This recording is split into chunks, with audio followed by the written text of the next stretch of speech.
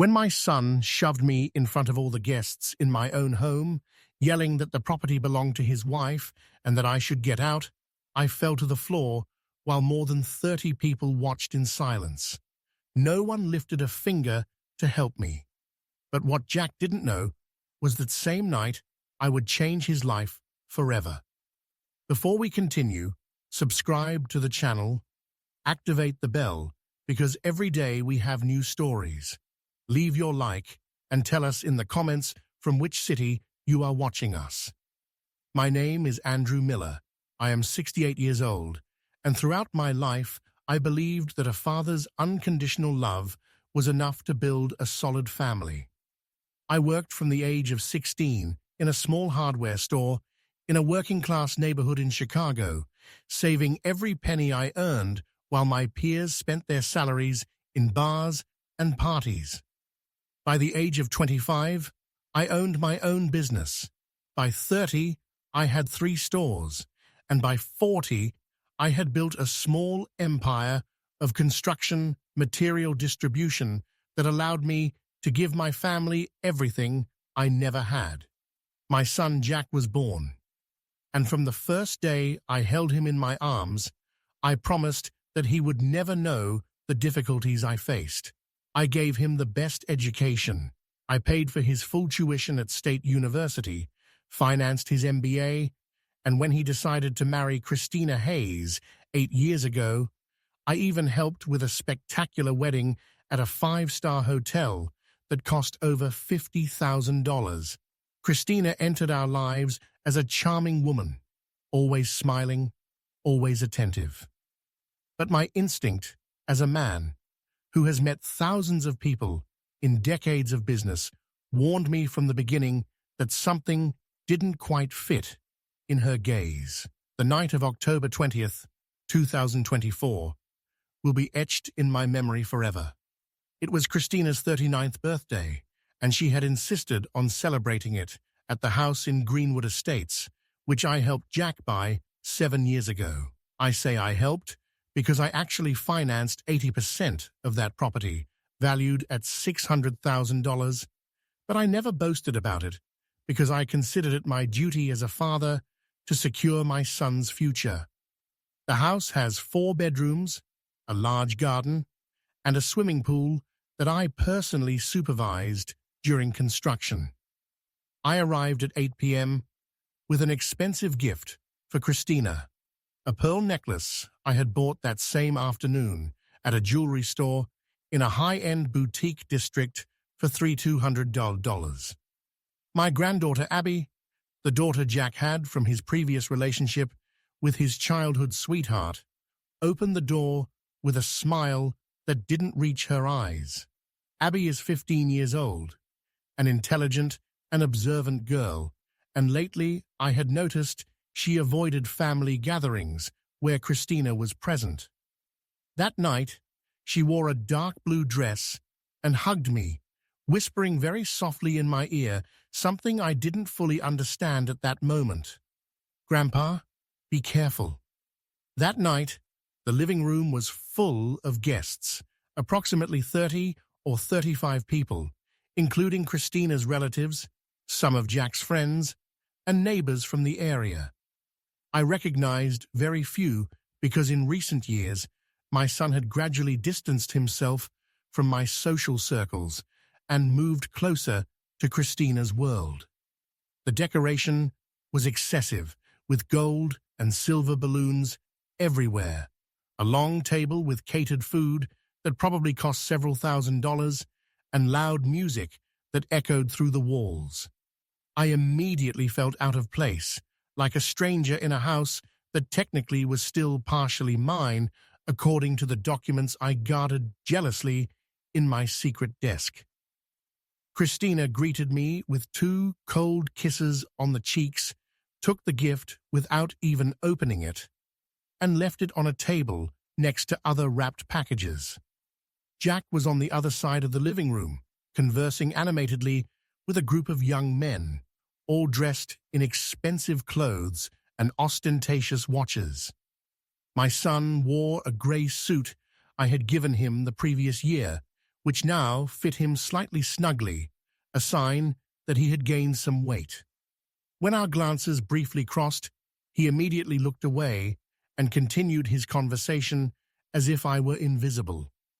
I spent the first hour of the party practically alone, standing next to a column in the living room, watching my son laugh and toast with people he clearly considered more important than his own father. I tried to approach him twice to greet him properly, but on both occasions he strategically moved to another group before I could reach him. I'm not foolish.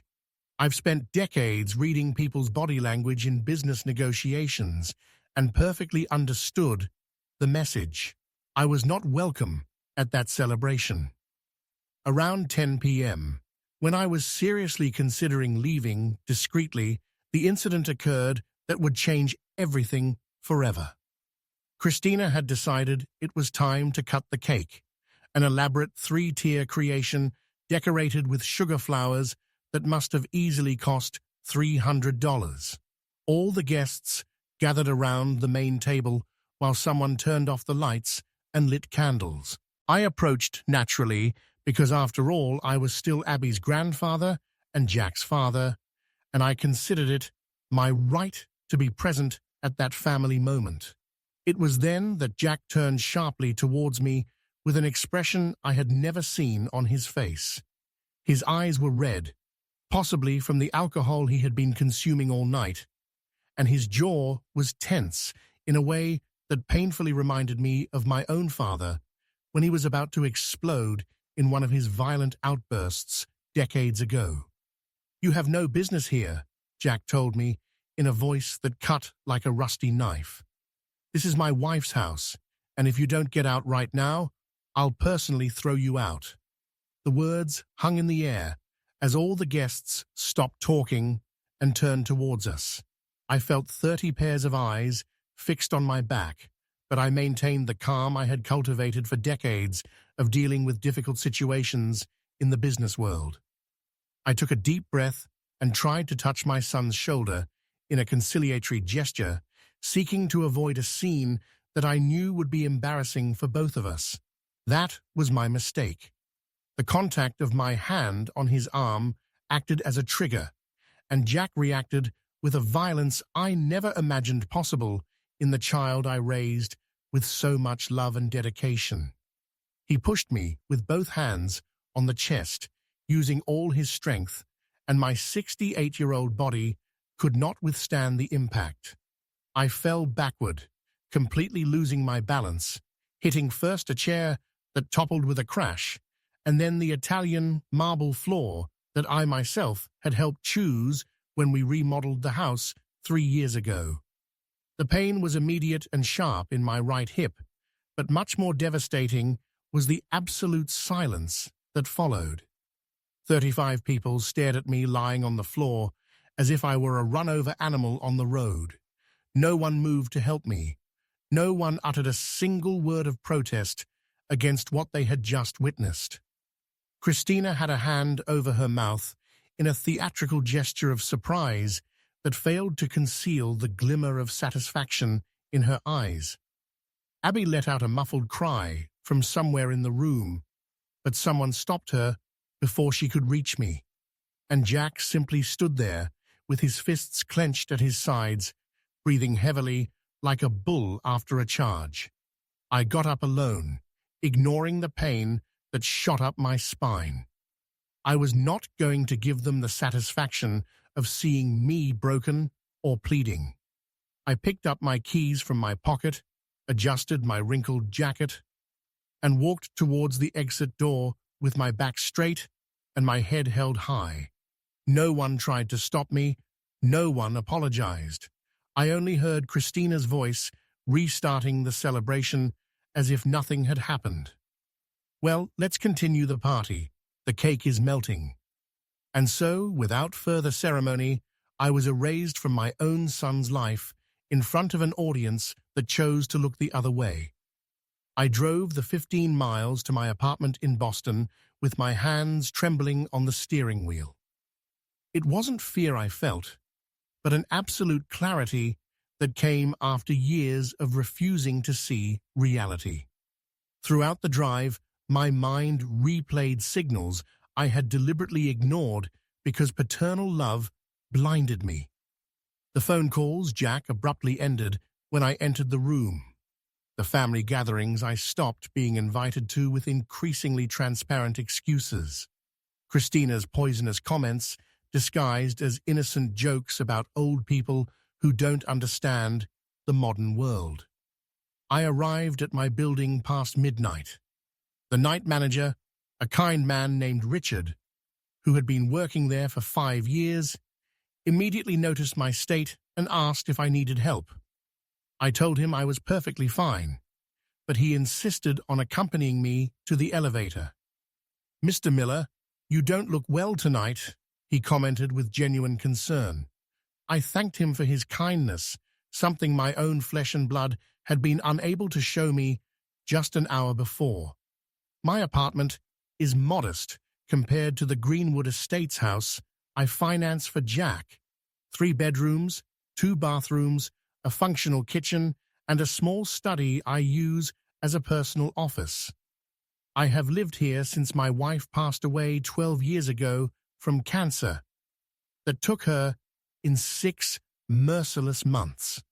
I never wanted to move to a larger place because this space holds all her memories, and besides, I have never been a man of unnecessary luxuries, despite having considerable resources accumulated over decades of honest work. I went straight to the study without even taking off my jacket. There, I have a locked 4-drawer metal filing cabinet that contains all the important documents of my life: deeds, contracts, investments, wills. The top drawer is exclusively dedicated to everything related to Jack. I took out a thick folder labeled Greenwood Property and opened it on the desk under the light of the bronze lamp that belonged to my father. The papers I reviewed that morning confirmed what my memory already knew with absolute precision. In March 2018, when Jack and Christina decided to buy the house, I contributed $480,000 of the total $600,000 the property cost. Jack only put in $120,000 that he had saved working at my distribution company for years. However, and here is the detail my son never bothered to read carefully, the purchase agreement included a specific clause that my lawyer, Henry Peters, had drafted with absolute legal precision. I retained the lifelong usufruct of the property. That means that although Jack is listed as the owner in the registry, I have the legal right to use and enjoy that house as long as I live. More importantly, he cannot sell, mortgage, or make any significant transaction with the property without my express and notarized consent. Jack signed those documents without even reading them because he trusted me blindly, and I, at the time, thought I was protecting his future, never imagining that this legal protection would end up being my safeguard against his own betrayal. But that wasn't all. I reviewed other documents in the folder: loans I co-signed for his consulting company totaling $250,000, the joint bank account we opened 4 years ago where I deposited emergency funds that now totaled $73,000, and the shares of my company that I gradually transferred to him, representing 25% of the business, currently valued at approximately $400,000. Everything was documented, everything had specific clauses, everything could be reversed under precise circumstances that included behavior seriously harming family relationships. At 4 a.m., I took my mobile phone and dialed Henry Peters' number. I know it's an inappropriate hour, but Henry and I have been friends for 35 years, and he had told me on multiple occasions to call him when necessary, regardless of the time. He answered on the 4th ring with a sleepy voice, but was immediately alert when he recognized my voice. "Andrew, what happened? Are you okay?" he asked with genuine concern. I briefly told him what had happened at the party, without dramatics or exaggerations, just the facts as they occurred. There was a long silence on the other end of the line before Henry responded in a voice that had lost all trace of sleep. "Andrew, this is physical aggression in front of witnesses," Henry replied, with the legal precision that characterizes him. "But more importantly, this activates all the protective clauses we inserted into the contracts years ago. Are you sure you want to proceed?" I confirmed without a second of doubt that yes, the time had come to act. Henry asked me not to do anything else that night, to rest if I could, and that we would meet in his office at 9 a.m. on Saturday to begin executing what he called the Asset Reversal Protocol. After hanging up with Henry, I made 2 more calls that morning. The first was to Thomas Gibson, my lifelong friend, a 70-year-old man I met when we were both teenagers working in the same auto shop in another working-class neighborhood in Chicago. Thomas is a widower like me. He lives alone in a spacious retirement apartment and has always offered me his home when I needed it. I briefly explained the situation, and without asking a single question, he told me, "Pack your things and come here right now. I have the guest room ready." I thanked him, but told him I preferred to wait until dawn so as not to bother him in the middle of the night. The second call was to the bank, where I have the joint account with Jack. I left a message on the voicemail of the branch manager, Lawrence Campbell, requesting an urgent meeting for first thing Monday morning and indicating that I needed to make important modifications to several accounts and co-signed agreements. Lawrence and I have maintained a professional relationship for more than 20 years, and I knew he would take my request with the seriousness it deserved. I couldn't sleep the rest of the night. I sat on the living room sofa, with all the lights off, watching the lights of the city through the window, while my mind replayed every moment of the last 8 years. Christina Hayes appeared in Jack's life in January 2017, just after he ended a complicated relationship with a co-worker. I perfectly remember the day he introduced her to me at an Italian restaurant on a bustling downtown street. She wore a tight red dress, too much makeup for my taste, and a smile that showed all her teeth but no real warmth in her eyes. From that first encounter, I noticed something disturbing in the way she looked at everything around her, evaluating, calculating, mentally assigning values to objects and people. When Jack casually mentioned that I had several businesses in the construction sector, I saw Christina's eyes light up with a sudden interest that had nothing to do with getting to know me as a person. During that dinner, she asked very specific questions about my properties, my investments, my retirement plans. At the time, I attributed it to simple curiosity, but now I understand that she was conducting a detailed inventory of everything she could eventually control. The changes in Jack began subtly. First, there were less frequent visits to my apartment, always with valid excuses about work or social commitments. Then he started declining my invitations to eat together on Sundays, a tradition we had maintained religiously since his mother passed away. Christina always had alternative plans: a meal with her family, an important event, a meeting with friends they couldn't miss. Gradually, my son disappeared from my daily life, while Christina built an invisible but effective wall between us. In 2018, when they decided to buy the house in Greenwood Estates, Christina insisted that the property should be solely in Jack's name because it was important for his self-esteem as a man to have something of his own. I remember that conversation in my office when Jack asked me for the $480,000 loan. I immediately agreed because I wanted to see him happy and settled, but Henry, my lawyer, warned me that I needed to protect myself legally. It was he who suggested the lifelong usufruct and the reversion clauses, arguing that in the modern world, even the most united families need clear legal protections. Jack signed all the documents without reading them carefully. He trusted me completely, something that now gives me a bitter mix of sadness and satisfaction. When I superficially explained that there were some standard legal formalities, he simply nodded and affixed his signature to every page Henry indicated.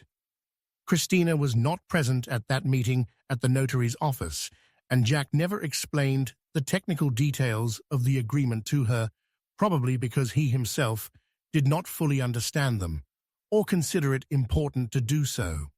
In the following years, I continued to help my son financially because I genuinely believed I was investing in his future and in the happiness of my granddaughter Abby. I co-signed business loans for him when he wanted to expand his consulting firm. I transferred shares of my company to him so he would have additional passive income, and I even paid for Abby's full tuition at a private bilingual school that costs $12,000 annually. Every time I gave him money, Christina was effusively grateful, with theatrical hugs and promises to pay me back someday. But those promises never materialized into anything concrete. There were signs I chose to ignore because paternal love clouds the judgment of even the most experienced man. At Christmas in 2022, I accidentally overheard a phone conversation Christina was having in the bathroom of my apartment during a family dinner. She was talking to someone, probably her mother, saying, "We just have to wait a few more years. The old man can't last much longer, and then everything will be ours without complications." When she came out of the bathroom and saw me nearby, her expression instantly changed to that fake smile that already made me nauseous. I asked her directly who she was talking to and about what, and she invented a story about a sick aunt and complicated inheritances. I wanted to believe her because the alternative was too painful. In April 2023, Abby came to visit me alone for the first time in months. She was 14 then, and looked thinner and more serious than usual. She told me she needed to talk to me about something important, but was afraid of the consequences.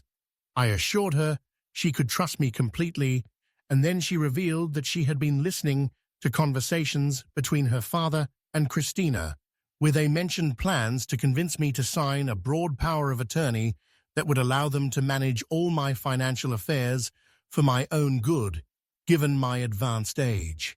That revelation from Abby was like a bucket of ice water. I asked her to tell me everything she had heard, and she pulled an old phone from her backpack that she had started using to record conversations secretly. For the next 30 minutes, I listened to fragments of dialogues that confirmed my worst suspicions. Christina systematically manipulated Jack, painting me as an obstacle to their prosperity, suggesting that I was selfish for not transferring more properties to them, and even exploring options to have me declared mentally incompetent when I turned 70. At 6 a.m. on Saturday, October 21st, I packed a suitcase with clothes for a week, essential documents, and some personal items of sentimental value. Before leaving, I left a short letter on the dining table addressed to Jack. In it, I simply wrote, "Son, you have made your decision, and I have made mine. From today on, you will face the consequences of your actions. A father who loved you more than you deserved." I didn't sign with my name. I only put the date. I closed the door of my apartment, knowing that when I returned, my life would have completely changed. Thomas greeted me with a strong hug and a strong coffee, already prepared. His apartment always smells of pipe tobacco and old books, an aroma I associate with security and true friendship. I settled into the guest room, showered quickly, and at 9 o'clock sharp, I was sitting across from Henry Peters's mahogany desk in his law office located in a stately building on a prestigious downtown street. Henry already had a thick folder prepared with all the contracts we had signed over the years related to Jack. "We have 3 legal fronts to activate simultaneously," Henry explained, as he reviewed documents with the meticulousness of a surgeon preparing a complex operation. "First, the lifelong usufruct of the house gives you the legal right to reside there whenever you want. But more importantly, it prevents any significant transaction without your consent. Second, the bank guarantees you co-signed for his business loans include immediate cancellation clauses for behavior that compromises the family relationship. Third, the shares you transferred to him have an automatic reversion clause if it is proven that there was coercion or manipulation to obtain them." I handed Henry Abby's phone with the recordings she had collected over the past 3 years. He listened to some fragments with an increasingly serious expression, taking notes in his legal pad with his characteristic black Mont Blanc pen. When he finished, he looked up and gazed at me with something resembling pity mixed with professional determination. "This is more than enough to proceed," he said. "Finally, I will draft legal notifications that we will send today by certified courier to Jack, Christina, and the 3 banks where you guaranteed his operations. First thing Monday, we will file formal requirements in the property registry regarding the usufruct and request preventive annotations that will prevent any movement with the house. I will also contact the bank's risk departments, informing them of your decision to withdraw all active guarantees." While Henry worked on his computer, drafting the legal documents, I remained seated in silence, processing the magnitude of what I was initiating. I felt neither satisfaction nor desire for revenge, only a deep sadness as a father who recognized having failed to teach fundamental values to his son. At what point did Jack become someone capable of violently pushing his own father? When did he stop caring about the basic respect and gratitude that should exist between generations? By 11 a.m., Henry had completed 5 different legal documents, each drafted with surgical precision to cause maximum legal impact with minimal margin of error. He called a specialized courier service for judicial notifications and arranged for certified deliveries with acknowledgement of receipt for that same day before 5 p.m. The couriers had instructions to personally deliver the envelopes to Jack Miller and not to accept refusals or evasions. I returned to Thomas's apartment around noon. He had prepared a savory frittata with potatoes and onions, one of my favorite dishes, and we ate in comfortable silence while the TV news murmured in the background. Thomas didn't ask unnecessary questions because we have known each other for over 50 years, and he understands when I need to talk and when I simply need silent company. After eating, I lay down on the sofa and, incredibly, managed to sleep for 2 hours, something I hadn't achieved all the previous night. I woke up at 3 p.m. to the sound of my mobile phone vibrating insistently.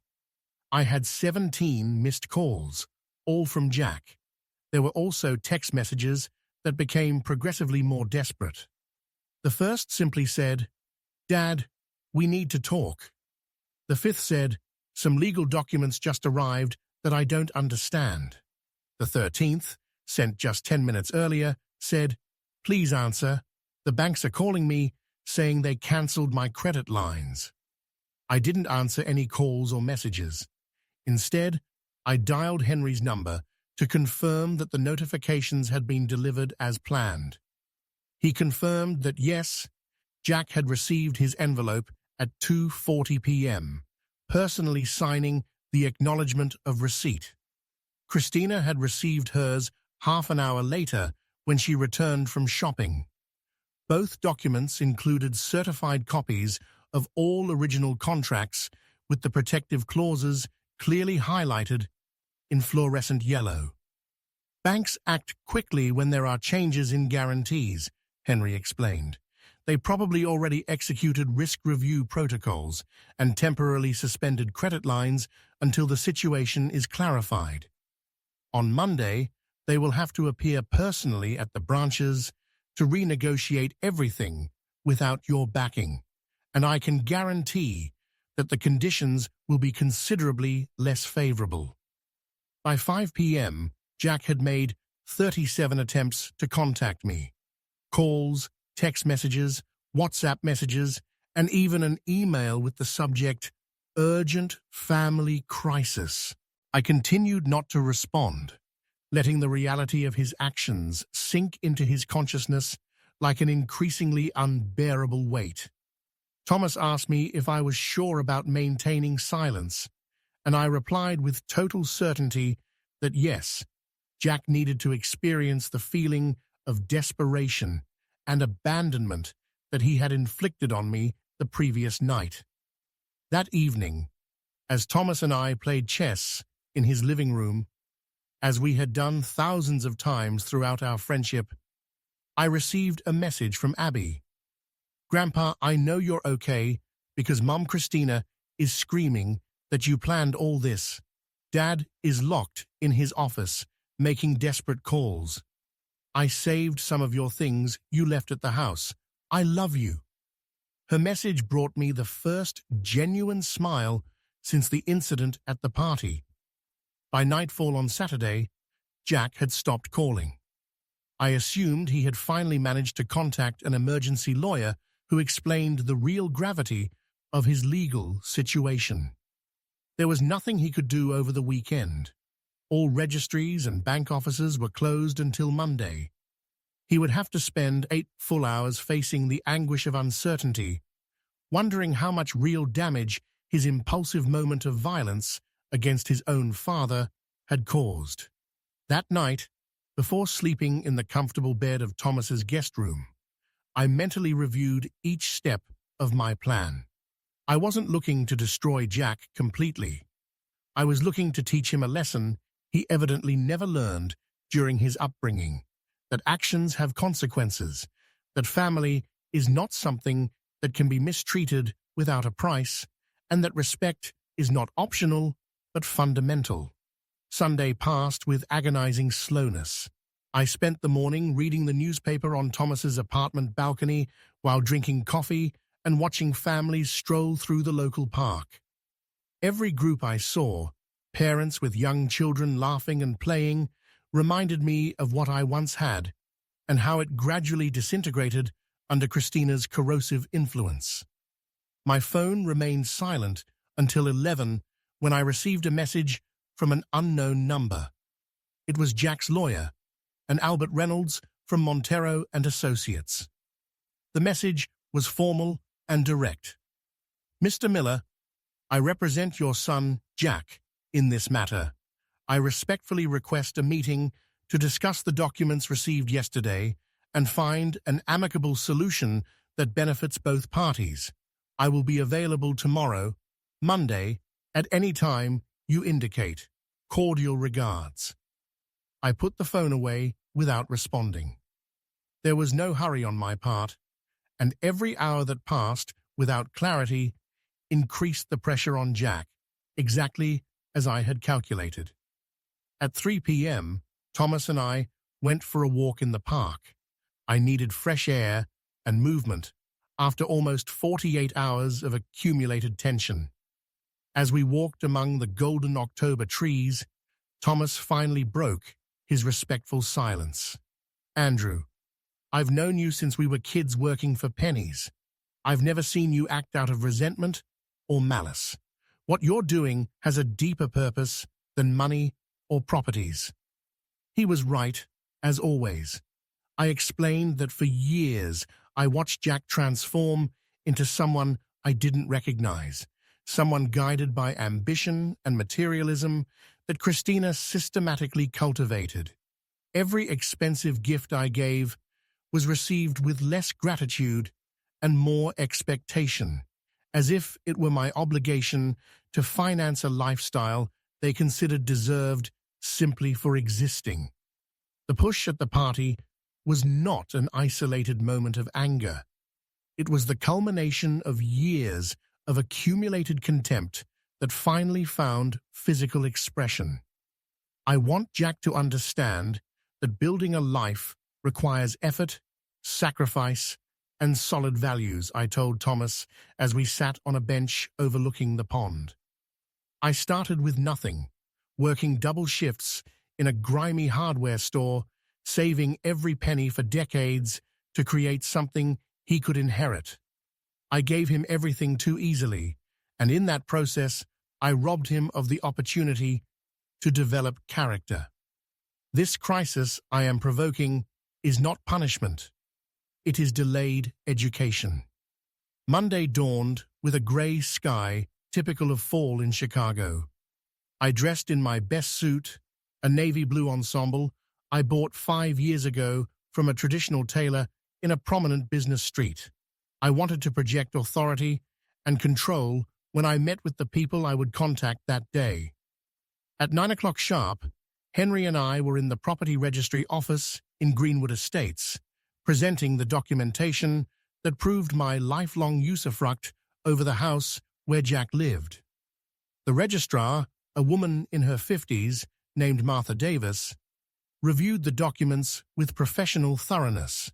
After 20 minutes verifying seals, signatures, and clauses, she looked up and confirmed what Henry already knew. The usufruct was perfectly registered since March 2018, granting me irrefutable legal rights over the property.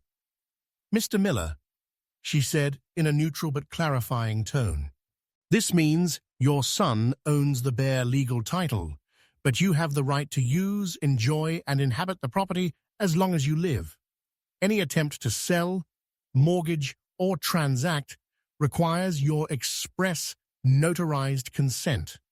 I formally requested an additional preventive annotation to be placed in the registry, alerting to the existence of a family conflict and temporarily prohibiting any operation until further judicial order."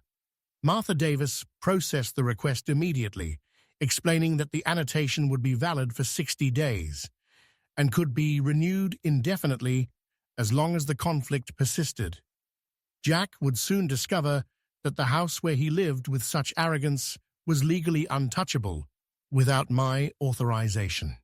From the registry, we headed to the Continental Bank branch in the financial district, where I have my main account and where Jack maintains his business credit lines backed by me. Lawrence Campbell, the director I've known for 2 decades, received us in his private office with a worried expression. He had reviewed all the documents Henry sent on Saturday and perfectly understood the implications of my decision to withdraw the guarantees. "Andrew, I have to inform you that Jack currently has active loans totaling $250,000 guaranteed by your personal backing," Lawrence explained, as he consulted his computer. "If you withdraw the guarantee, the bank has a contractual obligation to demand equivalent alternative guarantees or declare the loans immediately delinquent. Frankly, based on the analysis of his personal financial situation, I don't see how he can get those guarantees without your support." I confirmed to Lawrence that my decision was definitive and irrevocable. I wanted all current guarantees withdrawn from that very moment, activating all protocols the bank deemed necessary. Lawrence sighed heavily, clearly uncomfortable with the situation, but professionally obliged to comply with my request. He had me sign 6 different documents, formally revoking each individual guarantee and explained that Jack would receive official notification from the bank before noon, requiring his urgent presence at the branch. Our next stop was a notary's office on a prominent business street, where Henry had scheduled an appointment to formalize the revocation of powers I had granted Jack years ago to manage certain minor administrative matters on my behalf. They were never broad powers, but Christina had tried to convince Jack to ask me for general powers to facilitate paperwork when I was traveling or indisposed. Fortunately, I always refused that request, following Henry's advice, who insisted that general powers are dangerous even among family. The notary, an elderly man named Frank Evans, who had been practicing for 40 years, knew me from other past transactions. He reviewed my identification, verified my mental state through specific questions about dates and facts, and finally authorized the formal revocation of the existing limited powers. "Mr. Miller," he told me as he sealed the documents, "I regret seeing that it came to this point with your son, but legally you are acting with absolute correctness and within all your rights." At 1 p.m., after completing all the morning's legal procedures, Henry and I met at a restaurant near his office to eat and assess the situation. My phone showed 53 missed calls from Jack, 12 from Christina, and 23 increasingly frantic messages. The most recent, sent just 15 minutes earlier, said, "Dad, the bank urgently summoned me. They say I have to pay $250,000 in 30 days or they will seize my company. Please, I need to talk to you." Henry observed me as I read the messages with no visible emotion on my face. "When are you going to respond to him?" he finally asked. I told him the truth. I still didn't know. I needed Jack to fully experience the panic and despair before any communication. I needed him to viscerally understand that the security structures he always took for granted, my money, my trust, my backing, could disappear instantly when the fundamental respect that must exist between father and son was broken. That afternoon, I returned to Thomas's apartment with the feeling of having completed the first phase of something that would permanently change the family dynamic. Thomas had gone out to buy groceries, so I was alone in the comforting silence of his home. I made myself a tea and sat in the armchair by the window, watching life unfold on the street as I processed the enormity of what I had set in motion. I felt neither triumph nor joy, only a strange calm that comes after making difficult but necessary decisions. At 4 p.m., the apartment doorbell rang. I looked through the peephole, and my heart skipped a beat when I saw Abby standing on the other side with her school backpack on her shoulder and her eyes red as if she had been crying. I opened immediately, and she rushed into my arms with a desperate hug that reminded me of when she was little and I used to pick her up from school. "Grandpa, I came as soon as I left class. I needed to see you and make sure you were okay," she said with a broken voice against my chest. I invited her in and made her hot chocolate, her favorite drink since childhood. We sat on the sofa and she began to tell me what had been happening at the Greenwood Estates house for the past 3 days. On Saturday night, after the couriers delivered the legal documents, Christina had a monumental explosion of anger, shouting horrible things about me that Abby refused to repeat verbatim. Jack spent all Sunday locked in his office, making frantic calls to lawyers, accountants, and financial advisors, trying to understand the magnitude of the problem he faced. On Monday morning, Abby continued, holding the cup of chocolate with both hands as if seeking warmth. Dad received the bank summons and turned completely pale. Christina began to accuse him of being an idiot for blindly trusting you without reading the contracts. They had a terrible fight where she screamed at him that if they lost everything because of his stupidity, she wouldn't stay and live in poverty with a loser. Abby paused and looked directly into my eyes before continuing. Grandpa, I think Mum Christina is going to leave him. I asked her how she felt about the whole situation, concerned about the emotional impact on a 15-year-old caught in the middle of a conflict she neither caused nor deserved. Abby took a deep breath and pulled out of her backpack the old phone she had been using to record conversations. I have something else to show you, she said firmly, despite her evident nervousness. I kept recording after giving you the first conversations months ago. There are things you need to hear. For the next half hour, I listened to recordings that chilled my blood, even though I already suspected much of what they contained. In a conversation dated September 8, 2024, just 6 weeks before the incident at the party, Christina was talking on the phone with someone about options to accelerate the inheritance process. She specifically mentioned nursing homes where they could place the old man, arguing mental deterioration and how that would give them legal control over my properties through judicial incapacitation. Another recording from September 28th captured a discussion between Jack and Christina, where she pressured him to ask me to transfer the house completely to his name, eliminating any restrictive clauses. Your father is old and sentimental, Christina's manipulative voice said in the recording. If you tell him you want to feel like a real provider, that you need full ownership for your self-esteem, he'll sign anything. He's weak with you because he feels guilty for working so much when you were a child. The most devastating part was hearing Jack's voice responding. You're right. I'll ask him on his birthday next month.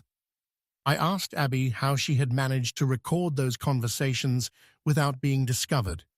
She explained with a maturity surprising for her age that since she was 12, when she started noticing the changes in her father's behavior towards me, she had intentionally become invisible in the house. Christina thinks I'm a silly teenager, obsessed with my phone and social media, she said with a bitter smile. She doesn't realize that when I'm sitting on the sofa with headphones, I'm actually listening to their conversations and recording everything with this phone, hidden among the cushions. Abby handed me the phone with all the recordings and asked me to use it as evidence for whatever was necessary, but then she made a request that broke my heart. Grandpa, can I come live with you? I can't stand being in that house one more day. Christina treats me like I'm a nuisance because I'm not her biological daughter. And Dad is so blind, he doesn't see how she ignores me when she's present. You're the only real family I have.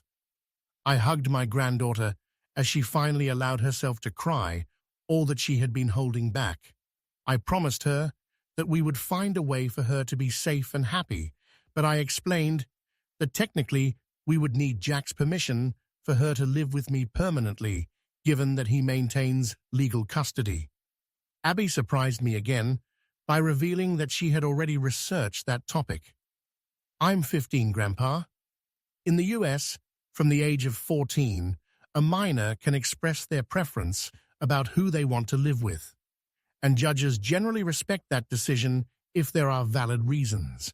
I have recordings that demonstrate a toxic home environment. We spent the rest of the afternoon talking about everything she had observed for years, and that I, blinded by paternal love and the hope of reconciliation, had not wanted to fully see. Abby told me about the times Christina spoke disparagingly of me when she thought no one was listening, calling me the stingy old man or the nuisance who never dies. She revealed that Christina had tried to convince Jack to reduce my visits to the house, arguing that I interfered with their marital privacy. The most disturbing thing was when Abby confessed to me that in July of this year, during a family vacation in a luxurious resort town in Florida that I fully financed, She heard Christina investigating life insurance and inheritances by phone, specifically asking how long after a person's death policies can be contested. At the time, I didn't fully understand what it implied, Abby said with a trembling voice. But now, it terrifies me to think that she might have been planning something worse than just stealing your money. When Thomas returned to his apartment, laden with grocery bags from the supermarket, he found Abby and me sitting on the sofa reviewing documents and recordings. I briefly explained the situation, and Thomas, with his characteristic practical wisdom, immediately offered for Abby to stay for dinner with us. He prepared a savory frittata with potatoes and onions, while the three of us discussed legal options and future steps. Abby stayed until 9 p.m., at which time she called a taxi to return to Greenwood Estates because she had exams at school the next day. Before leaving, she hugged me tightly and whispered in my ear, "Grandpa, don't have mercy on them. I saw everything they did to you for years. They deserve to face the consequences." Her words, coming from a 15-year-old girl who should be concerned with studies and friends instead of family betrayals, filled me simultaneously with sadness for her lost innocence and pride in her integrity. That night, after Abby left, I finally responded to one of Jack's multiple desperate messages. I simply wrote, "We will meet when I decide. Meanwhile, reflect on your actions and their consequences." I added nothing more. I silenced notifications from his number and went to sleep with the clear conscience of someone who knows they are doing the right thing, even if it hurts deeply in the process. On Tuesday morning, after 4 full days of deliberate silence, I finally agreed to meet with Jack. I sent him a brief message indicating the place and time. Wednesday, October 23rd, at 10 a.m., at a historic cafe in a well-known area of the city, a public and neutral place where we had shared many important conversations throughout his life. I chose that spot specifically because it is full of memories from when he was young, and our relationship was not yet contaminated by ambition and manipulation. I arrived 15 minutes before the agreed time and sat at a table in the back, away from the windows and the constant traffic of waiters.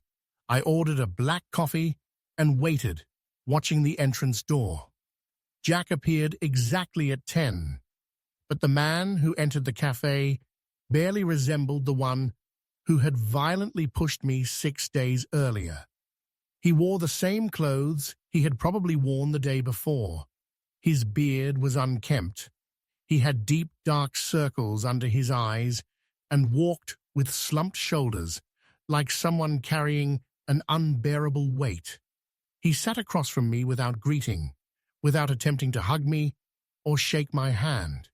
He simply let his body drop into the chair and looked at me with eyes that mixed desperation, shame, and something akin to resentment.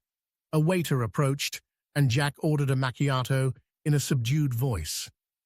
We waited in silence until his drink was brought, and the waiter moved far enough away not to overhear our conversation. I had no intention of speaking first. This meeting was an opportunity for him to demonstrate if he had learned anything during these days of crisis. "I don't even know where to begin," Jack finally said in a hoarse voice. "The bank gave me 30 days to secure guarantees for $250,000, or they will seize my company. The lawyers explained that I cannot sell or mortgage the house because you have lifelong usufruct, something I don't even remember signing. Christina is talking about divorce, and you," he paused for a long time before continuing, "you disappeared as if I were dead to you." I took a sip of my coffee before responding, carefully measuring each word, because I knew this conversation would determine the course of our relationship forever. "Jack, you pushed me to the floor in front of 30 people. You humiliated me in the house that I financed with the money I earned, working since I was your age. You treated me like trash that needed to be thrown out, and all your guests, all those people eating and drinking with my money, simply watched without doing anything. My voice was calm, but each word fell like a legal sentence. Jack lowered his gaze to his cup without touching it. I was drunk. Christina had been telling me all night that you treated her with contempt, that you always acted as if the house was yours and not ours. I lost control. His justifications sounded empty even to himself, and the silence that followed revealed that he knew it. I took a folder from my briefcase containing copies of all relevant documents: house contracts, bank guarantees, money transfers made over the past 8 years. I placed them on the table, organized chronologically, and pushed the folder towards him. Read this carefully. Every paper, every clause, every one of your signatures. I want you to understand exactly what I built for you and how you have squandered it by following a woman who only sees numbers where there should be gratitude. Jack opened the folder and began reviewing the documents with trembling hands. As he read, his expression shifted from confusion to recognition and finally to something close to horror. I saw the exact moment he understood the magnitude of my investment in his life.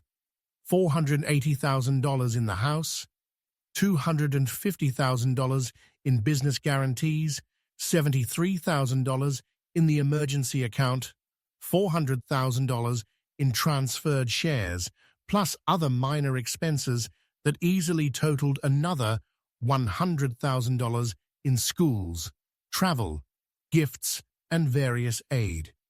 $1,300,000, I said when he finished reviewing the last page. That's what I invested in your future over the last 8 years, Jack. Not because I had money to spare or because it was a whim, but because you are my son, and I believed we shared values of family, respect, and gratitude. But Christina systematically poisoned you against me, and you chose to believe her instead of trusting the man who raised you alone after your mother died. Jack closed his eyes and clenched his fists on the table. She told me you used money to control me, that you would never let me be independent as long as you kept paying for everything. She said a real man doesn't need his father to finance his life at 40 years old. His voice broke slightly as he uttered those last words, as if he finally recognized the absurdity of that reasoning.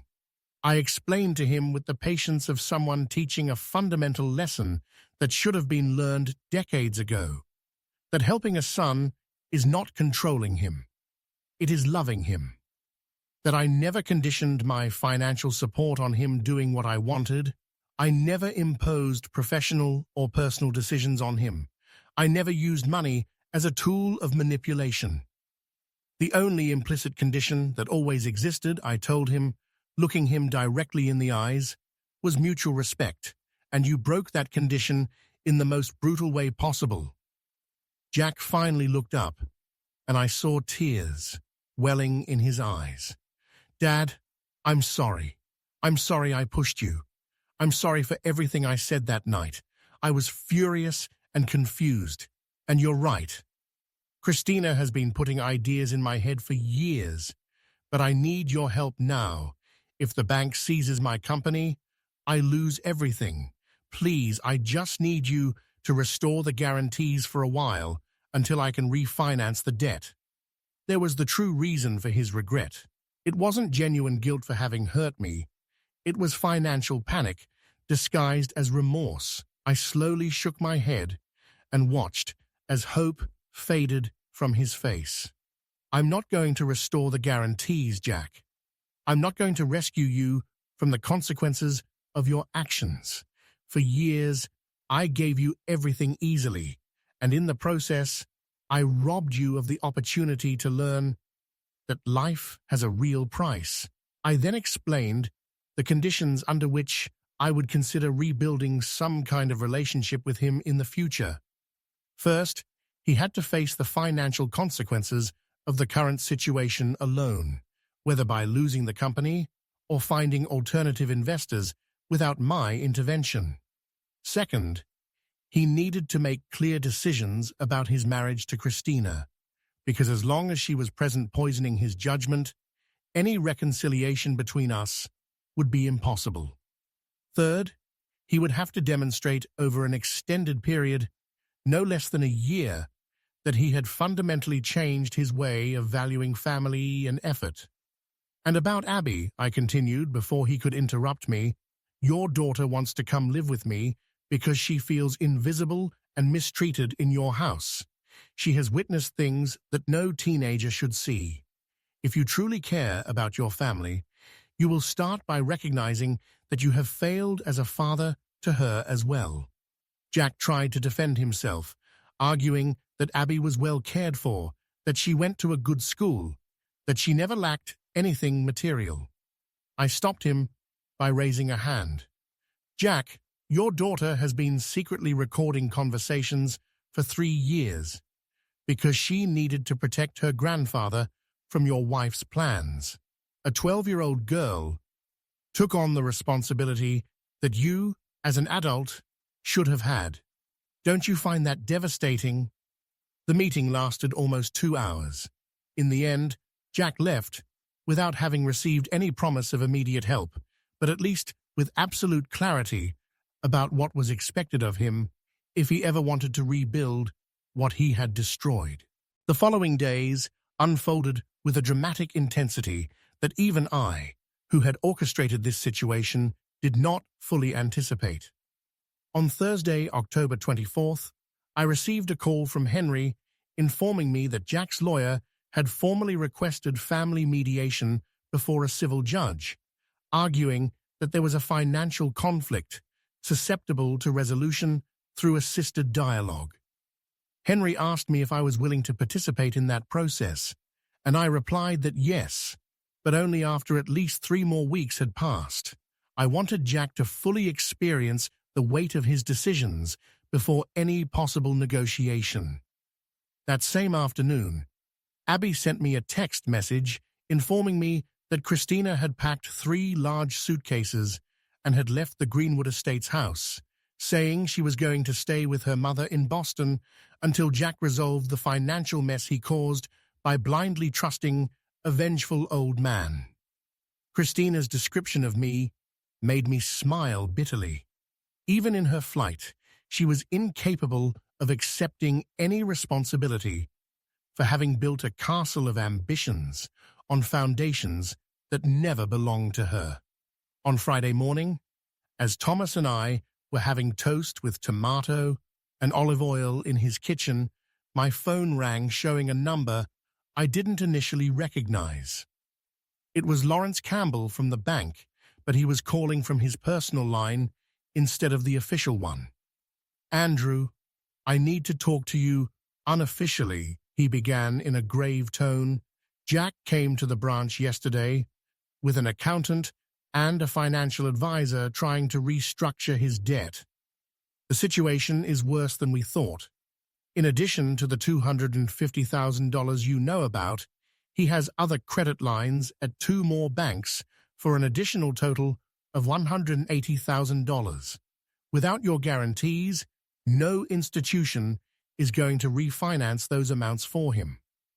I thanked Lawrence for the confidential information and asked him how much real time Jack had before foreclosure proceedings began.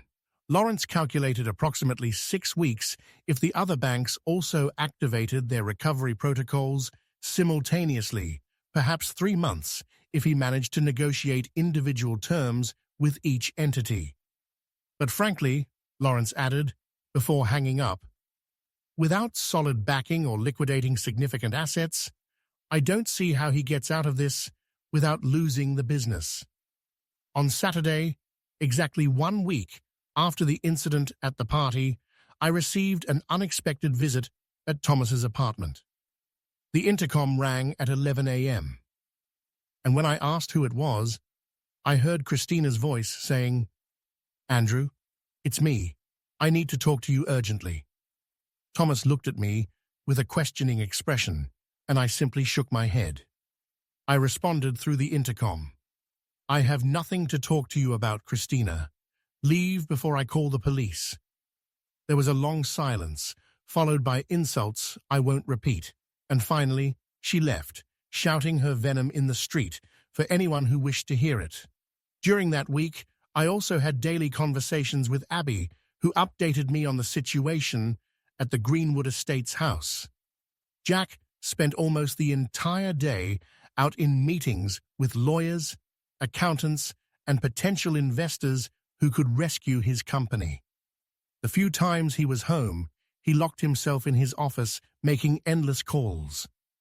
Abby confessed to me that she heard him cry one night, something she had never witnessed in her life.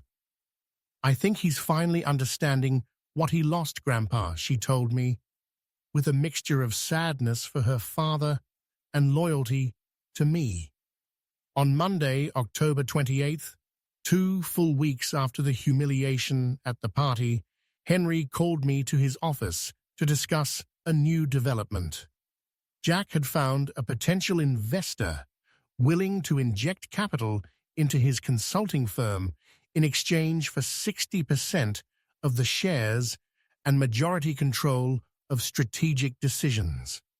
Basically, Henry explained, as we reviewed the terms of the proposed agreement, Jack would go from being an owner to being an employee of his own company. It's a desperate solution that would allow him to pay his bank debts, but would leave him without real business assets. I asked Henry for his professional opinion on that path. He sighed before responding.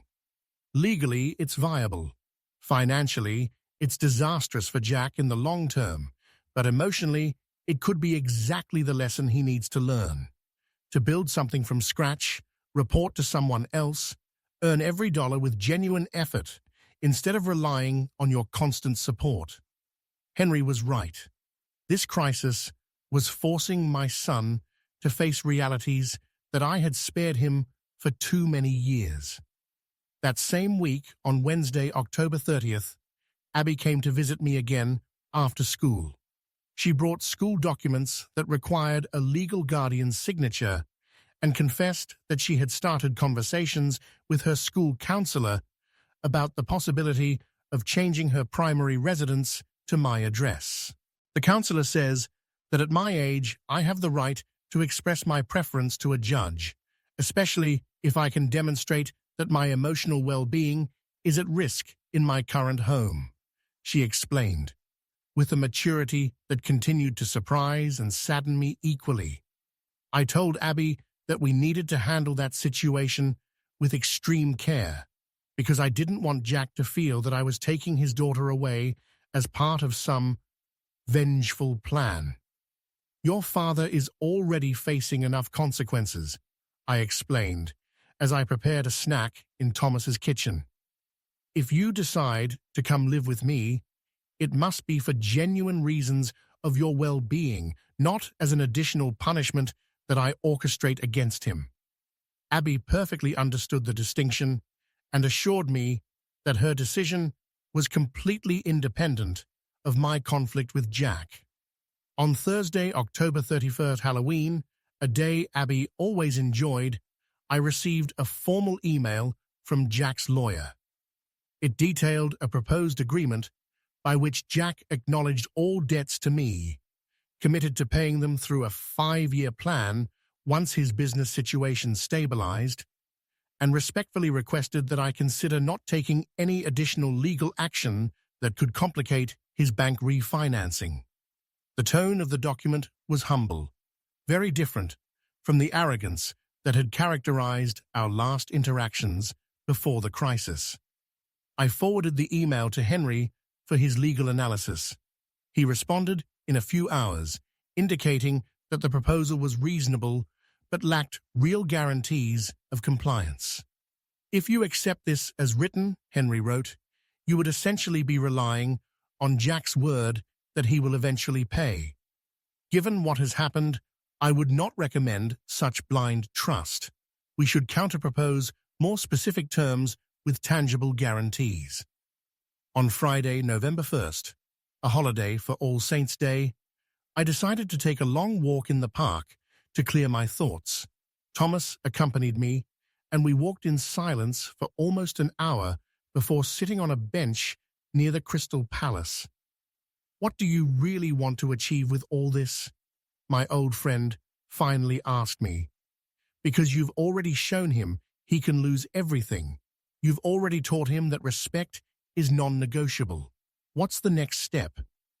It was a question I myself had been asking for days. I wasn't seeking Jack's total destruction. That was never my goal, but neither could I simply forgive and forget as if nothing had happened. I needed to see genuine changes, a real transformation of values, not simply circumstantial regret, motivated by financial panic. I want him to learn to value what truly matters, I replied to Thomas, and that's not achieved in 2 weeks or with empty apologies. It's achieved with time, effort, and consistent decisions that demonstrate different priorities. On Monday, November 4th, exactly 2 weeks after my meeting with Jack at the historic cafe, I received a call that would definitively change the course of events. It was the lawyer Albert Reynolds, but his tone was completely different from the formal email he had sent days earlier. Mr. Miller, I need to inform you of a delicate situation. Christina Hayes has initiated divorce proceedings against your son, and the financial demands she is presenting are extraordinarily aggressive. She is requesting 50% of all marital assets, plus alimony of $3,000 per month for 10 years. The irony was almost comical. Christina wanted half of properties that never truly existed because everything was under my legal protection. And she was also demanding alimony from someone who in a few weeks would probably not even have his own company. I asked Albert how Jack planned to defend himself against those demands, and his response was revealing. Frankly, Mr. Miller, your son is emotionally collapsing. He has lost 25 pounds in 2 weeks. He barely sleeps, and yesterday, in a meeting with me, he had something resembling a panic attack. He needs professional help, not just legal. That revelation hit me harder than I expected. It was one thing to teach my son a lesson about consequences, and quite another to push him towards a mental collapse. I spoke with Henry that same afternoon about the possibility of slightly softening my stance, not by withdrawing the legal protections, but perhaps by offering some kind of guidance that was not purely punitive. Henry warned me that any gesture of rapprochement could be interpreted by Jack as weakness and reverse all the learning that was occurring. On Wednesday, November 6th, Abby visited me with alarming news. Christina had returned to the Greenwood Estates house with a locksmith and had changed all the locks while Jack was at a bank meeting. When he arrived that night, he found his personal belongings packed in boxes in the garage and a temporary restraining order based on alleged verbal threats Christina claimed to have received. Dad is living in a hotel near his office, Abby told me with tears in her eyes. I only managed to get some of his clothes before Christina kicked me out too. She told me if I wanted to follow my loser father, I should get out with him. That was the last straw. Christina had crossed a line by directly involving Abby in her personal war. I immediately called Henry and instructed him to initiate legal procedures to establish my temporary custody of Abby while the family chaos was resolved. I also asked him to contact a psychologist specializing in family crises to evaluate Jack, not as a gesture of reconciliation, but as a basic parental responsibility to ensure that my son did not completely destroy himself. On Thursday, November 7th, I met with Jack for the second time, this time in the modest two-star hotel near the financial center where he had temporarily settled. The room was small and depressing, with grey walls and a window overlooking a dark alley. Jack opened the door barefoot, in wrinkled sweatpants and a stained t-shirt.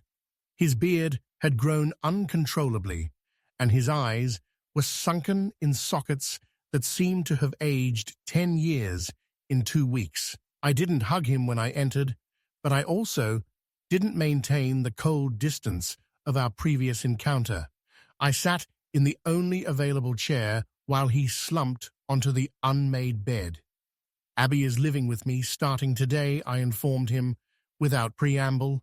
I will not allow your daughter to be another victim of the disaster you and Christina created. Tomorrow my lawyer will file the papers with the family court. I expected resistance or arguments, but Jack simply nodded, looking at the floor. I lost everything, Dad, he finally said, in a barely audible voice. The house I thought was mine never was. The company I built for years is going to be sold to an investor who will treat me like any other employee. My wife is suing me for money I don't have, and my daughter prefers to live with you because I was an absent and blind father. Every word was loaded with such complete defeat that it was almost unbearable to witness. I handed him a card with the name and phone number of the psychologist Henry had contacted. Dr. Martin Hayes, specialist in family crises, has an appointment with you Monday at 10 a.m. It's not negotiable, Jack. You are going to that session because you need professional help that I cannot give you. Jack took the card and observed it as if it were a strange object whose purpose he couldn't quite grasp. For the next hour, we had the most honest conversation we had had in years, perhaps in his entire adult life.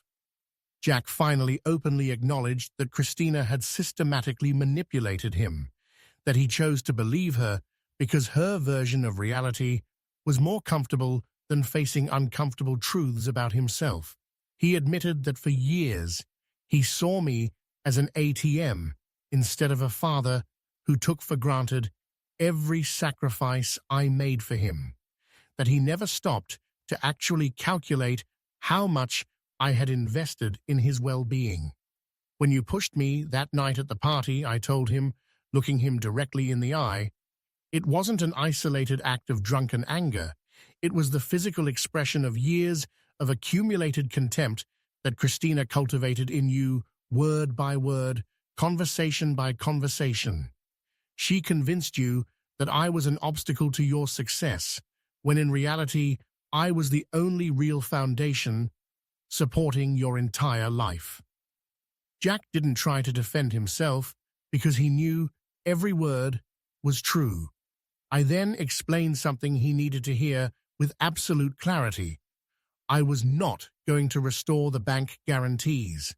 I was not going to stop the divorce process Christina had initiated. I was not going to rescue him financially from the consequences he himself generated. But neither was I going to completely abandon him as a human being. I would offer him guidance, distant emotional support, and the possibility of rebuilding our relationship if he demonstrated genuine, sustained changes over a long period of time. What does long mean? He asked in a tired voice. A minimum of 1 year, I replied without hesitation. 1 year of seeing you work honestly, face your debts without shortcuts, treat Abby with the attention she deserves, and demonstrate to me with consistent actions that you have learned to value what truly matters in life. I saw something akin to hope briefly appear in his eyes before he looked down again. Before leaving the hotel, I left an envelope on the nightstand containing $2,000 in cash. This is not a gift or a loan, I clarified. It's an emergency advance for you to pay for this hotel for 2 more weeks while you figure out where you're going to live. I will deduct it from any eventual future inheritance. I don't want to see you on the street, but I'm also not going to finance comforts you haven't earned." Jack took the envelope with trembling hands, and for the first time since I entered that depressing room, he looked me directly in the eyes. "Thank you, Dad," he said, with a broken voice. It wasn't the words that moved me, but the tone behind them. For the first time in years, I heard genuine gratitude, not contaminated by expectations or feelings of entitlement. It was a tiny, almost insignificant beginning, but it was real. I nodded and left that room, knowing that the most difficult part of this process was just beginning, maintaining the necessary firmness while watching my son rebuild himself from the ruins that his own decisions had created. The month of November passed with surprising speed as the pieces of the family puzzle rearranged themselves into completely new configurations. On Monday, November 11th, exactly 3 weeks after the incident at the party, the family court approved my request for temporary custody of Abby. The judge, a woman in her 50s named Carmen Iglesias, reviewed the recordings Abby had collected over the years and was visibly disturbed by the content. This minor demonstrated more responsibility and maturity than the adults who were supposed to protect her, she ruled in her official resolution. Abby formally moved into Thomas's apartment with me, and we began the process of looking for a larger apartment where the two of us could settle permanently. During that same period, Jack religiously attended his psychological therapy sessions with Dr. Martin Hayes. According to the confidential reports the doctor shared with me, with Jack's signed authorization, my son was confronting years of denial, patterns of emotional dependence, and a self-esteem built on external foundations rather than internal values.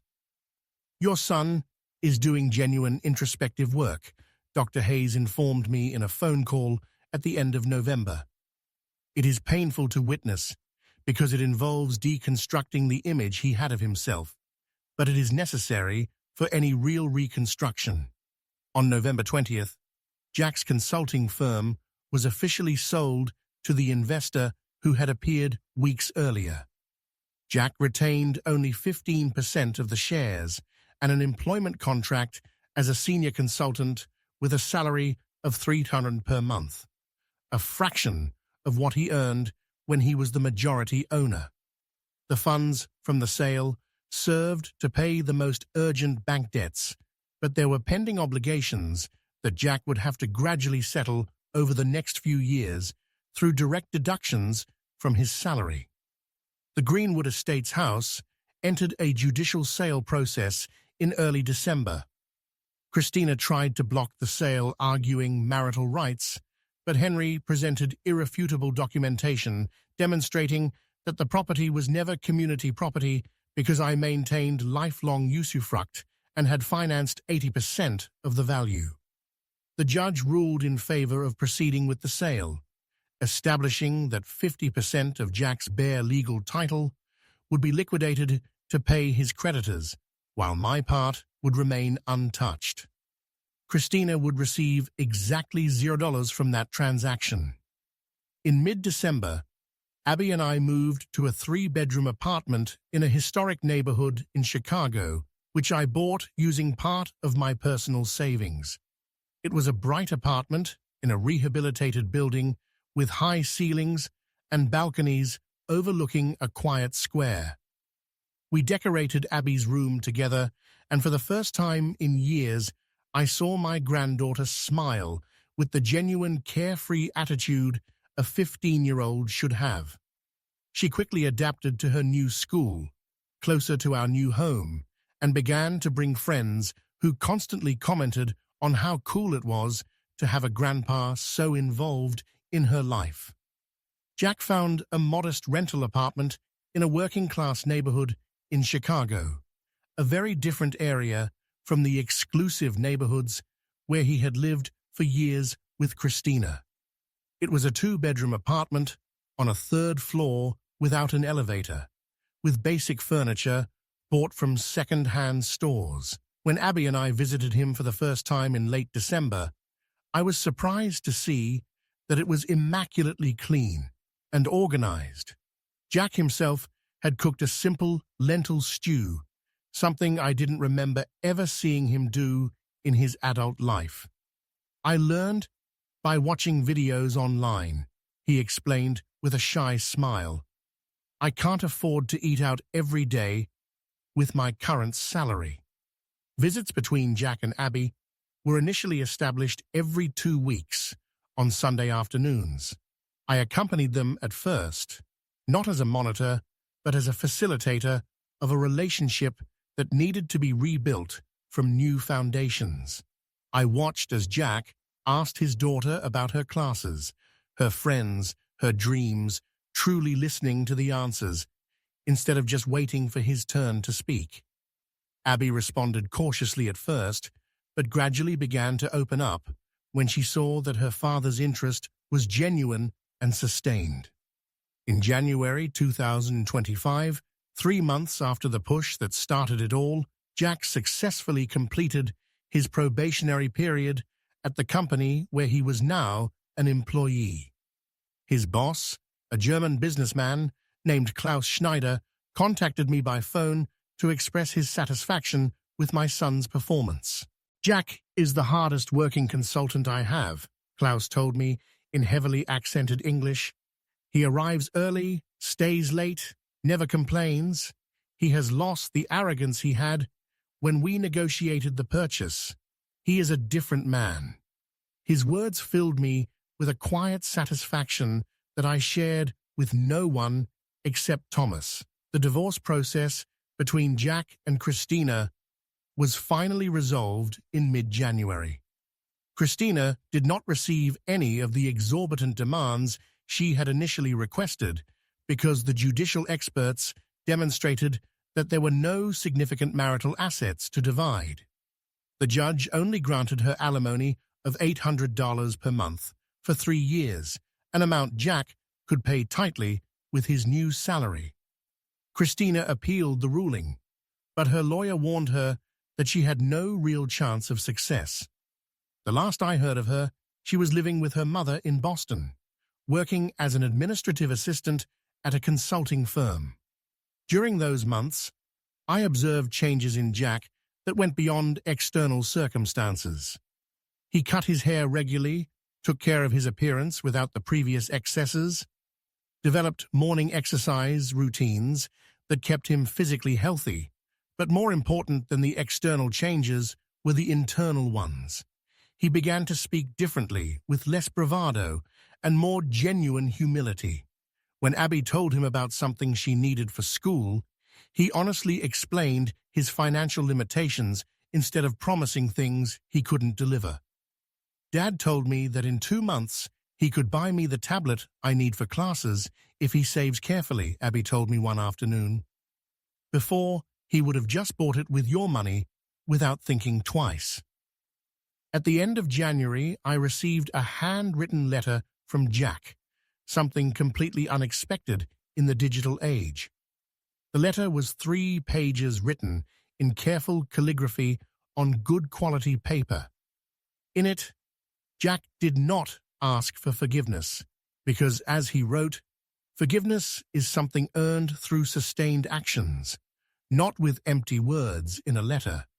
Instead, he detailed what he had learned during these 4 months of crisis, that a person's worth is not measured by their bank account, that family is a privilege that can be lost, that honest work produces a satisfaction that easy money never provided, and that he wasted years chasing symbols of success instead of building genuine meaning in his life.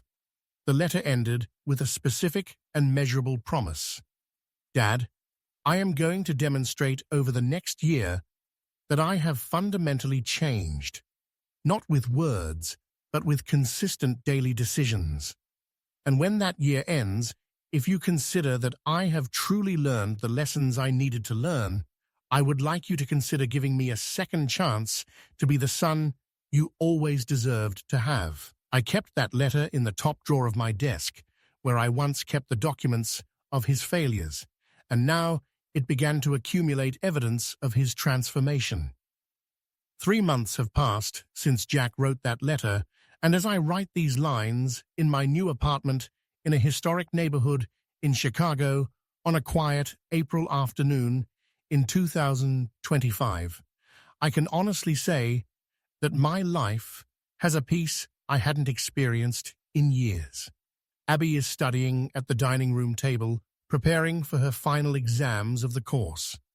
Occasionally, she looks up and smiles at me, and in those moments, I feel that all the pain and harshness of these last few months were absolutely worth it. Jack continues to work at Klaus Schneider's company. Last month, he received a salary increase to $3,800 per month because, as Klaus told me during a casual lunch we shared, my son has become one of his most valuable assets. He has brought in 3 important clients in the last 2 months, Klaus explained with genuine pride. But the most impressive thing is not the numbers, Andrew. It's his attitude. He trains junior consultants with patience. He never blames others for mistakes and works as if the company were his own, even though he only owns 15% of the shares. The Sunday visits between Jack and Abby have become a tradition they both look forward to. I no longer accompany them unless they specifically invite me, because they have developed a father-daughter relationship that no longer needs my constant mediation.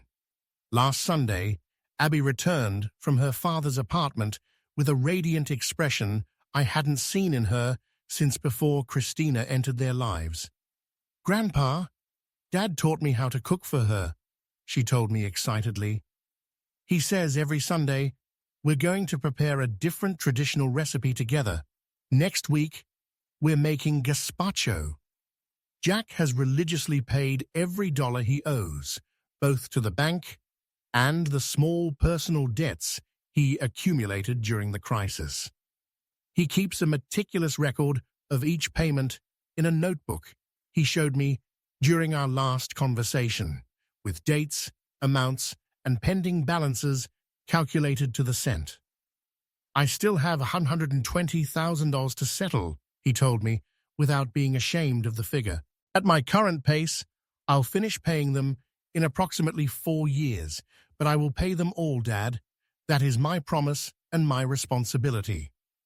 At the end of March, Jack invited me to dinner at his apartment in a working-class neighborhood in Chicago. It was a special occasion because it marked exactly 6 months since he began his therapy with Dr. Martin Hayes, and he wanted to celebrate that milestone with me and with Abby. He prepared a simple but delicious dinner: tomato salad with tuna, baked hake with potatoes, and for dessert, homemade flan that he had tried to make following internet instructions and that turned out slightly burned but edible and made with genuine love. During that dinner, Jack shared something that moved me deeply. Dr. Hayes helped me understand that for years I built my identity on external things: Dad's money, Christina's approval, material symbols of success. When all that disappeared, I panicked because I discovered I didn't truly know who I was without those crutches. These months have been the most difficult of my life, but also the most important. For the first time, I know myself, and even though I don't like everything I see, at least it's real. Abby listened to her father with absolute attention, and when he finished speaking, she did something none of us expected. She got up from her chair, walked towards Jack, and hugged him tightly for several seconds. "I'm proud of you, Dad," she whispered loudly enough for me to hear. I saw tears in my son's eyes, but they were different tears from the despair I had seen months ago. They were tears of someone who finally feels they are rebuilding something valuable after hitting rock bottom. I have not restored Jack's bank guarantees, nor have I returned the properties or shares that I reverted during the crisis. Those decisions remain because the consequences must be real and lasting for the lessons to be permanent. However, I have begun to include him in my life again in small but significant ways. I invite him to lunch once a month. I ask for his opinion on decisions I need to make, although technically I don't need his advice. And I show him that I value his presence not for what he can give me, but for who he is choosing to be. Last week, Jack surprised me with an unexpected proposal. He wants to start a savings fund specifically designated for Abby's college education, contributing $200 per month from his salary for the next 3 years until she enters university. I know you probably already have plans to pay for her studies, he told me with genuine humility. But I need to do this for myself. I need to feel that I contribute to her future with my own effort, not with your money. Even if they are small amounts compared to what you could give, for me, they represent real sacrifice and true love. I accepted his proposal immediately because I understood that it was not about the amount of money, but about the meaning behind the gesture. This is the Jack I always hoped to raise. Someone who understands the value of effort, who prioritizes relationships over possessions, who takes responsibility without excuses or resentments. There is still a long way to go. There are still wounds that need more time to heal completely. But for the first time in years, I see a future where my son and I can have an authentic relationship built on genuine mutual respect. As for Christina, I learned from casual comments that she is still in Boston, working as an administrative assistant for an acquaintance of her mother. She tried to contact Jack 2 months ago with messages that alternated between pleas for reconciliation and empty legal threats. Jack showed me those messages and asked me what he should do. I advised him not to respond to anything at all, that stage of his life was completely over, and that looking back would only delay the progress he was making. He followed my advice and permanently blocked her number. I reflect now, sitting at my desk as the April sun streams through the window, illuminating the family photographs that adorn the walls, on everything that has happened since that terrible October night. The push I received at the party was not the end of a father-son relationship. It was the painful but necessary beginning of his transformation. I learned that true paternal love sometimes requires toughness, that protecting a child from the consequences of their actions is actually abandoning them to mediocrity, and that the most devastating crises can become opportunities for growth if handled with wisdom and compassionate firmness. My greatest victory was not recovering properties or proving that I was right. My real victory was recovering my son from the destructive path he was lost on, teaching him values I should have instilled more firmly decades ago, and giving him the opportunity to become the man he always had the potential to be. And in the process, I also gained something invaluable, a deep and genuine relationship with my granddaughter Abby, who reminds me daily that true family is built with consistent actions of love, respect, and presence, not with money or material possessions. This story does not have a perfect ending, because real life rarely does, but it has something better. It has genuine hope, authentic transformation, and the promise of a future where 3 generations of the Miller family can finally build relationships based on what truly matters. And that, I discovered during these difficult months, is infinitely more valuable than any property, any bank account, or any external symbol of success I ever pursued during my long life. If you like this story, Please like the video, subscribe to the channel, and share your thoughts in the comments. To hear the next story, click on the box on the left. Thank you for watching.